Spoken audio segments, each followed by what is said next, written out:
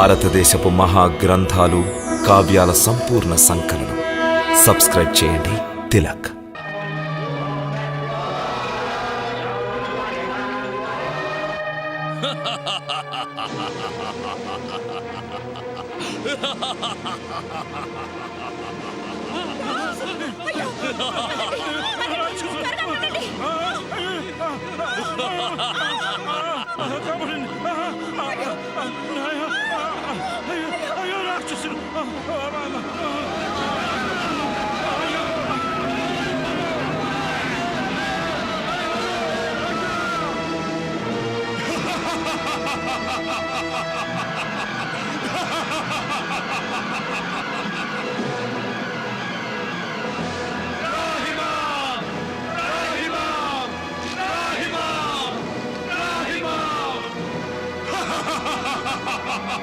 సేనాపతి, తక్షణమే ఈ రాక్షసుని సంహరించు. వద్దొద్దు సేనాపతి, కిందకి అనర్థానికి ఒడిగడుతున్నారు. ఈ పవిత్రమైన యజ్ఞవాటికను ఒక రాక్షసుని రక్తంతో అపవిత్రం చేయాలనుకుంటున్నారా? మహారాణి మహారాణి, తక్షణమే ఈ రాక్షసుని వధించకపోతే మహారాజు చేసే ఈ యజ్ఞాన్ని ధ్వంసం చేస్తాడు. ఈ యజ్ఞాన్ని ఎవరు ధ్వంసం చేయలేరు మహామంత్రి. ఈ యజ్ఞం సాక్షాత్తు మహాలక్ష్మి కోరికతో జరుగుతోంది. ఈ యజ్ఞం సఫలం కాకూడదని రాక్షస రాజైన దుర్జయుని కోరిక. విన్నారా మహారాణి? ఆ రాక్షసుడు ఈ యజ్ఞాన్ని కొనసాగనివ్వడు. స్వాహ. ఈ యజ్ఞం అవశ్యం జరుగుతుంది మహామంత్రి. ఈ యజ్ఞం అవశ్యం జరుగుతుంది. మహాలక్ష్మి మాత సంకటమోచిని. ఆమె ఈ సంకటాన్ని కూడా నివారిస్తుంది. నేను నిన్ను ఈ భ్రమ నుండి తక్షణం బయటపడేస్తా.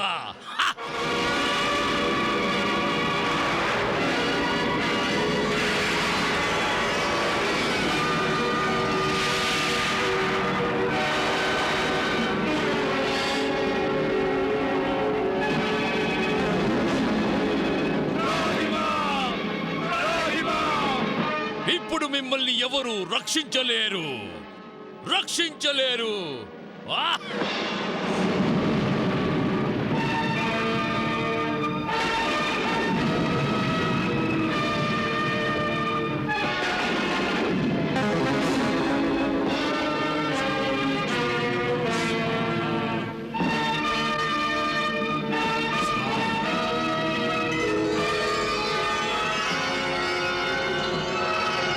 రత్నాకరా, నీవు నన్ను నీ మాయతో భ్రమింపచేయలేవు, భయపెట్టను లేవు.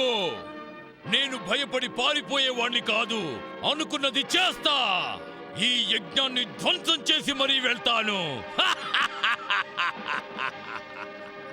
మాతేశ్వరి, మాతా మహాలక్ష్మి, నీ ఉన్నప్పటికీ కూడా ఈ దుష్ట రాక్షసుడు ఈ యజ్ఞాన్ని ధ్వంసం చేసి నిన్ను అవమానిస్తాడా? మాతేశ్వరి, ఇక నీవే మమ్మల్ని ఈ యజ్ఞాన్ని రక్షించగలవు. హే మాతేశ్వరి.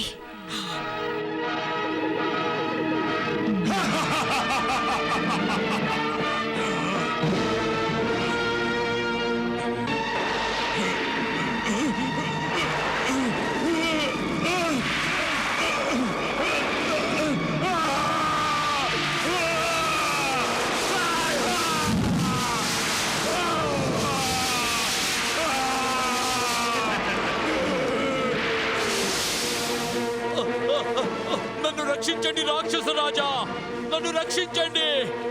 నేను కాలిపోతున్నాను, నా శరీరం అగ్నికి ఆహుతైపోతోంది.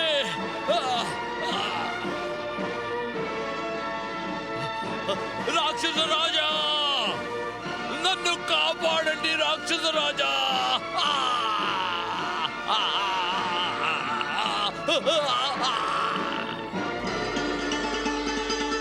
మాతా మహాలక్ష్మి, నీ లీల అపారమైనది. నీ కృపాదృష్టి మాపై ఇదే విధంగా నిలిచి ఉండాలి. మహాలక్ష్మి మాతకు జై. మహాలక్ష్మి మాతకు జై. మహాలక్ష్మి మాతకు జై. దేవి, నీవలనే విధి కూడా దుష్కర్మలను చేసేవారికి దుష్కర్మలు చేయడానికి ముందు వాటి దుష్పరిణామాలను సంకేతాన్నిస్తుంది. ఆ సంకేతాలను నిర్లక్ష్యం చేయడం వల్ల పరిణామం లంబకర్ణునికి జరిగినట్టే ఉంటుంది. అవును ప్రభూ. ఇప్పుడు నేను లంబకర్ణుని ద్వారా రాక్షసరాజైన దుర్జయునికి సంకేతాన్ని ఇవ్వాలనుకుంటున్నాను. ఇతరులను నాశనం చేయాలనుకునేవారు వారే స్వయంగా నాశనమైపోతారని. కానీ దేవి, లంబకర్ణుని వలె రాక్షసరాజు దుర్జయుడు కూడా నీ సంకేతాన్ని గ్రహించలేకపోయాడు. ఇప్పుడతడు రత్నాకరుని మహాయజ్ఞాన్ని ధ్వంసం చేయాలని ప్రయత్నిస్తే అప్పుడు మళ్ళీ నేనే రత్నాకరుడి మహాయజ్ఞాన్ని రక్షించవలసి ఉంటుంది. దేవి మహాలక్ష్మి, ఈ యజ్ఞం నీ ఇచ్ఛానుసారం జరుగుతోంది. దీన్ని రక్షించడం నీ కర్తవ్యం అయ్యున్నది.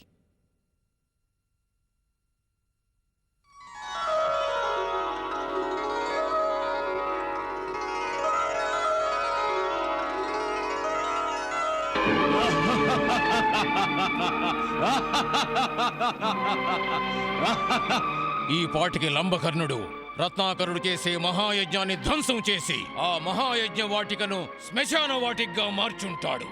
అవును అసురరాజా, తమ మహాబలవంతుడైన ఆ రాక్షసుడు మహావినాశకుడు. అసురరాజా, యజ్ఞ వినాశ శుభ సమాచారాన్ని తీసుకొని లంబకర్ణుడు వస్తూ ఉంటాడు.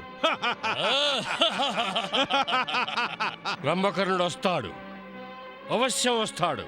అవును నిర్భయ ప్రాణి, నీవు మా సంతోషములో పాలు పంచుకుంటున్నావు.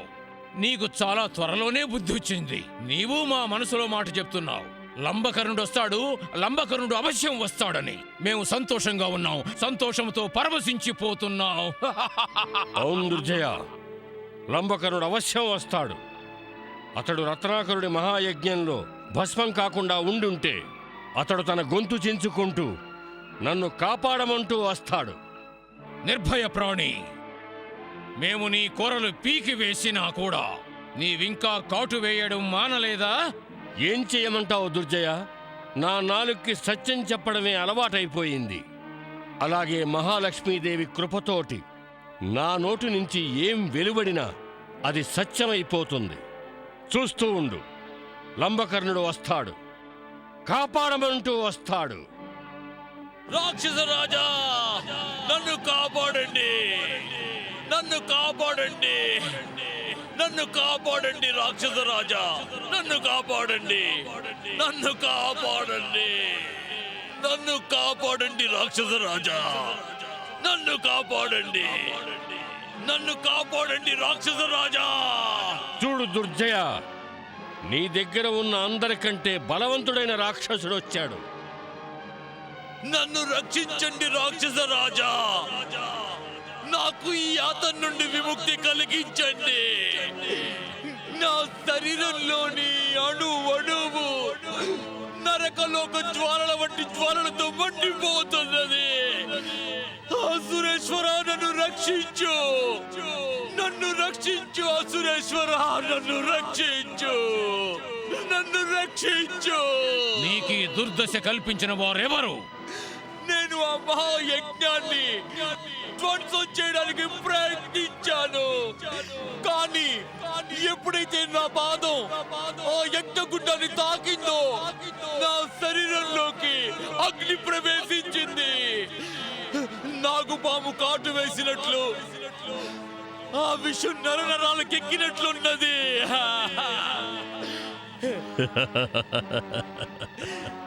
రాక్షస రాజా, నన్ను ఈ వేదన నుంచి, నన్ను ఈ బాధ నుంచి రక్షించండి రాక్షస రాజా. నీకు ఈ బాధని ఎవరు కలిగించారో వారే నీకు విముక్తిని ప్రసాదించగలరు. నాకు త్వరగా చెప్పండి, ఎవరు వారు? నేను వెళ్ళి వారినే శరణు వేడుకుంటాను. మహాలక్ష్మీదేవిని క్షమించమని యాచించు. లేదు, లంబకర్ణుడు ఒక అసురుడు, ఒక అసురుడు. ఒక దుర్బలమైన నిర్బలమైన దేవి ముందు చేతులు జోడించరాదు, చూడనైనా చూడరాదు. మన అసురులు శక్తివంతులు, బలవంతులు. శక్తివంతులు ఎవరి ముందు శిరసు వంచరు. దుర్జయ, ఇది నీ అభిమానం మాట్లాడుతోంది. కానీ సత్యం ఏమిటంటే శక్తి కంటే భక్తే శ్రేష్టమైనది. అలాగే గుర్తుంచుకో, భక్తే నీకు ముక్తిని ప్రసాదిస్తుంది. నువ్వు మా అసురులను దారి తప్పించాలనుకుంటున్నావు నిర్భయ. దారి తప్పించడం కాదు, నచ్చ చెప్పాలనుకుంటున్నాను దుర్జయ. మహాశక్తి మహాదేవైన మహాలక్ష్మిని శరణు వేడుకు. నా యావత్ శక్తిని ఆమె పాదాల చెంత సమర్పించుకోవాలంటావా? నీవు నన్ను మూర్ఖుణ్ణనుకుంటున్నావా నిర్భయ? నీ శక్తి ఆ మహాలక్ష్మీదేవి ఇచ్చినటువంటి శక్తే. దాని మీద నీకంత మొండితనం ఎందుకు? ఆ లక్ష్మీదేవి శక్తితో ఆమెనే హెచ్చరించడం అంటే దాని అర్థం ఏమిటి దుర్జయ? తల్లి పాలు తాగి పెద్దవాడైనటువంటి బాలకుడు పెద్దవాడైన తర్వాత తన మాత మీదే తన శక్తిని ప్రయోగిస్తాడన్నమాట. సాలించు నీ ఉపదేశాన్ని. నీవు నన్ను మహాలక్ష్మి శక్తితో భయపెట్టాలనుకుంటున్నావా? నన్ను ఈ అసురేశ్వరుడైన దుర్జయుణ్ణి? రాక్షస రాజా, నాకేదేదో అవుతోంది.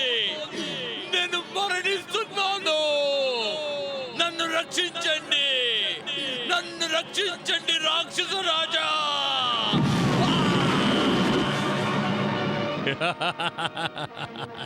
చూసావా దుర్జయ, అందరికంటే బలవంతుడైన లంబకర్ణుడికి ఎలాంటి స్థితి సంభవించిందో? నువ్వు కూడా మొండి పట్టును విడవకపోతే నీకు ఇదే పరిణామం సంభవిస్తుంది. నిర్భయ, నేనేమీ లంబకర్ణుణ్ణి కాను. అలాంటి పరిస్థితి నాకు రావడానికి నేను దుర్జయుణ్ణి. మహాలక్ష్మి, ఆ మహాలక్ష్మి అగ్ని అయితే నేను కాలుడనై రత్నాకరుడి నగరంపై విరుచుకుపడతాను. అంటే నీ అభిమతం నువ్వు మహాలక్ష్మి మాతని హెచ్చరిస్తున్నావా? లేదు, హెచ్చరించడం కాదు, నేను ఆమెను వధిస్తాను. నీవు మర్చిపోతున్నావు దుర్జయ. నీవు అమరుడివి కావు, నశ్వరుడివి, ఒక అశాశ్వత ప్రాణివి. నిర్భయ, నేను నశ్వరుణ్ణి కాను, వినాశకుణ్ణే కాదు, మహావినాశకుణ్ణి. నేనే స్వయంగా నా విశాల భయంకర సైన్యంతో వెళ్ళి రత్నాకరుడి మహాయజ్ఞాన్ని ధ్వంసం చేస్తాను. నేను చూస్తాను ఆ మహాలక్ష్మి నన్ను ఎలా ఆపగలదో.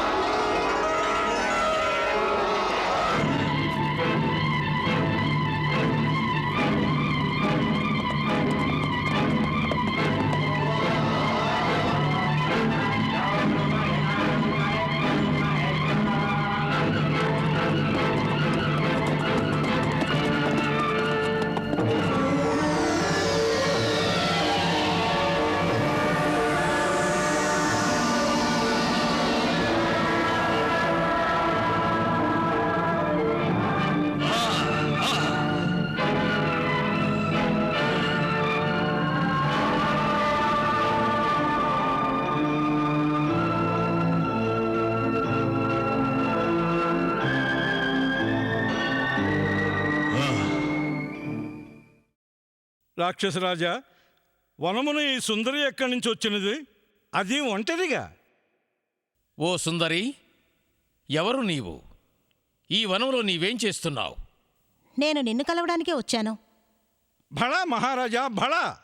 చూడగా ఈమె తమ శౌర్య ప్రతాపాలను విని తమపై మోహితురాలైనట్లున్నది. అందుకే తమని కలవడానికి వచ్చినట్లున్నది. తమరు అదృష్టవంతులు మహారాజా. నీవు ముమ్మాటికి సత్యం చెప్పావు సేనాపతి. నా అదృష్టానికి నేను ఎంతో గర్వపడవలసి ఉంది. నీ ప్రారబ్ధమే మనిద్దరినీ ఇలా ఒకరికొకరు ఎదురుపడేలా చేసింది. ఏ సుందరి, ఎందుకింత గర్వంతో మాట్లాడుతున్నావు? నీ ఎదురుగా అసురేశ్వరుడు దుర్జయుడున్నాడని నీకేమాత్రం తెలియదా? నేను గర్విష్ఠిని కాను, కానీ గర్విష్ఠుల గర్వాన్ని భంగపరచడం నా యొక్క ధర్మం. మరైతే నీవెందుకు అసురేశ్వరుని మార్గానికి అడ్డంగా కూర్చున్నావు? ఎందుకంటే ఏ అధర్ముడైనా ధర్మ మార్గానికి అవరోధాన్ని కలిగిస్తాడో ఆ అవరోధాన్ని నేను తొలగిస్తాను. అంటే నీవు చెప్పేది నన్ను ముందుకు వెళ్ళనివ్వకుండా అడ్డుకుంటావన్నమాట. నా శక్తి గురించి నీకు ఏమాత్రం తెలియదనుకుంటాను సుందరి. నీవు పొరపడుతున్నావు అసురరాజా. నా శక్తి గురించి నీకేమాత్రం తెలియదు. అలాగా? మహారాజా, ఈమె ఎవరో మాయావిలా ఉంది. నీ సైన్యాధిపతి సత్యమే చెప్తున్నాడు దుర్జయ. అలాగా? అయితే నీవు మాయావివన్నమాట. మాయావిని కాదు, మహామాయను. మహామాయవా నీవు? నీవు నన్ను భ్రమింపజేయడానికి వచ్చావా? భ్రమింపచేయడానికి కాదు, హెచ్చరించడానికి వచ్చాను. ఏ విషయంగా నన్ను హెచ్చరించడానికి వచ్చావు సుందరి? దుర్జయ, రత్నాకరుడు ఒక సముద్రం వంటివాడు. ఇంకా చెప్పాలంటే అతడే ఒక మహాసముద్రం. అలాగా? అంటే నీకు తెలుసన్నమాట మాకు రత్నాకరునితో శత్రుత్వం ఉందని. కానీ నీకింకొక విషయం తెలీదు దుర్జయ. రత్నాకరుడు ఒక లోతైన సముద్రం, ధీర గంభీరుడు. అందుకే అతను ఒక సముద్రం వలె నీ సకల పాపాలని క్షమిస్తున్నాడు. కానీ గుర్తుంచుకో దుర్జయ, నేను నీలాంటి అధర్ములను ఎన్నటికీ క్షమించను. ఇక్కడి నుంచి ముందుకెళ్ళడానికి ప్రయత్నించావో ఆ తర్వాత నీ అస్తిత్వం ఏదీ మిగిలి ఉండదు. సుందరి, నీవు నన్ను, ఈ దుర్జయుణ్ణి, ఈ అసురేశ్వరుణ్ణి బెదిరించాలని చూస్తున్నావా? లేదు దుర్జయ, నేను నిన్ను హెచ్చరిస్తున్నాను. ఇంతవరకు నాకు తెలియదు ఆ రత్నాకరుడు కూడా మాయావి అని. అతడు తన మాయతో నిన్ను సృష్టించాడు. నువ్వొక అజ్ఞానివి దుర్జయ, అందుకే ఇంతవరకు నన్ను గుర్తించలేకపోయావు. మూర్ఖుడా, నేను ఎవరి మాయను కాను. ఈ సృష్టే నా మాయ. నేను మహామాయను, బ్రహ్మస్వరూపిణిని. నేనున్నాను, అందుకే ఆ బ్రహ్మ ఉన్నాడు. నేను లేకపోతే ఆ బ్రహ్మదేవుడు కూడా ఉండడు, ఈ సృష్టి ఉండదు, నీ వస్సలు ఉండవు. ఈమె పదే పదే తమన్ని బెదిరిస్తున్నది మహారాజా. నేను రత్నాకరుని వంటి భక్తులకు శక్తిని.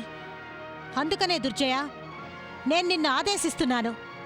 నీవు ఏ మార్గంలో ఇంతవరకు వచ్చావో అదే మార్గంలో నీ నగరానికి తిరిగి వెళ్ళిపో. అదే నీకు శ్రేయస్కరమైంది. ఒకవేళ నేను తిరిగి వెళ్ళకపోతే? నేను నీకు మృత్యుదర్శనం కావిస్తాను.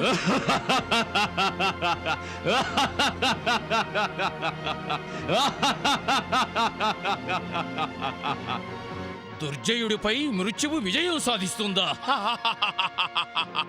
సేనాపతి, దుర్జయుడిపై మృత్యువు విజయం సాధిస్తుందట. ఓ మూర్ఖ సుందరి, నీకింకా తెలియదు. ఈ దుర్జయుడు ఎప్పుడో మృత్యువుపై విజయం సాధించాడు. మృత్యువు నా ఎదుట చేతులు జోడించి ప్రత్యక్షమవుతుంది. ఈ దుర్జయుని ఒకే ఒక్క సంకేతంతో అతడి చేతిలో కరవాలంగా మారి శత్రువులపై విరుచుకుపడుతుంది. అలాగే వారి శవాలను గుట్టలుగా పోస్తుంది. యుద్ధం తరువాత యుద్ధ భూమిలో శవాలే పడుంటాయి. వాటిని ఎత్తడానికి ఎవరూ ఉండరు. శవాలు పడుంటాయి, వాటిని గురించి ఏడ్చేవాళ్లే ఉండరు. నదుల్లోనూ కాలువల్లోనూ నీటికి బదులుగా రక్తం ప్రవహిస్తుంది, రక్తం. అలాంటి నన్ను నువ్వు నీ హెచ్చరికలతో బెదిరించాలనుకుంటున్నావా? మృత్యువు నాకు దాసి, ప్రభువు కాదు. మృత్యువు సమయం ఎవరి అధీనంలోనూ ఉండవు దుర్జయ. అందుకని ఆ భ్రమలో ఉండకు. ఈ అశాశ్వత ప్రపంచంలో ఎవ్వరూ అమరులు కాదు. మృత్యువు రుచిని ప్రతి ప్రాణి రుచి చూడవలసిందే. మానవ రూపంలో ఆ భగవంతుడే అవతరించినా వాని శరీరానికి కూడా మృత్యు ఉంటుంది. అందుకని నీవు కూడా నీ మృత్యువునకు భయపడు.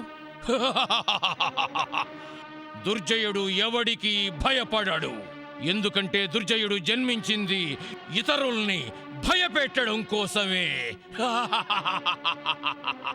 దుర్జయ, నేను నిన్ను అజ్ఞానివనుకొని నేను నీకు జరగబోయే పరిణామాలను వివరించాను. ఎందుకంటే నేను నిన్ను అజ్ఞానాంధకారంలో ఉంచి ఏ శిక్షను విధించదలుచుకోలేదు.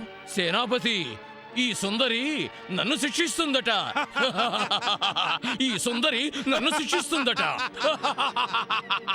దుర్జయ, నేను నిన్ను హెచ్చరిస్తున్నాను. ఇప్పుడు నేను నిన్ను రత్నాకరుని మహాయజ్ఞాన్ని ధ్వంసం చేయడానికి అంగీకరించను. కొద్దిసేపట్లో నీవు నీ సైన్యము చెల్లాచెదురై పలాయనం చిత్తగిస్తారు. దుర్జయ, నీకు శిక్ష విధించడానికి ముందు నేను ఆఖరిసారిగా చెప్తున్నాను, రత్నాకరుడు చేస్తున్న యజ్ఞం సఫలమవుతుంది. ఆపై అతడికి పుత్రిక రూపంలో సంతానం కలుగుతుంది. నీవు ఆమెను వక్రదృష్టితో చూసినట్లయితే అదే నీకు మృత్యువుగా పరిణమిస్తుంది. లేదు, రత్నాకరుడికి ఏ సంతానము కలుగదు. నేను సంతానం కలుగనివ్వను. ఒకవేళ కలిగితే ఆ సంగతి తరువాత చూస్తాను. ముందు నీ సంగతి చూస్తాను. సేనాపతి, ముందు ఈవిడిని బంధించు. దుష్టుడా, నేను నిన్ను చివరిసారిగా హెచ్చరిస్తున్నాను. వెనుకకు వెళ్తావా లేదా? ముట్టడించండి.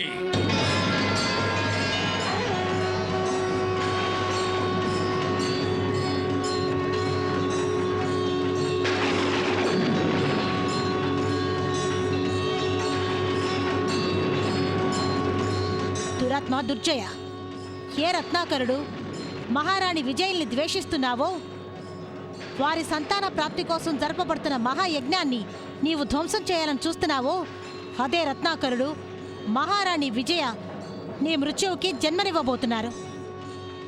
వారి సంతానమే నీ పాలిట మృత్యువు. కన్నె ముత్తైదువుల పూజకు నీవు అవరోధం కలిగించావు కదూ. ఒకటి గుర్తుంచుకో దుర్జయ, నీ మృత్యువు అలాంటి కన్నె ముత్తైదువు చేతిలోనే సంభవిస్తుంది.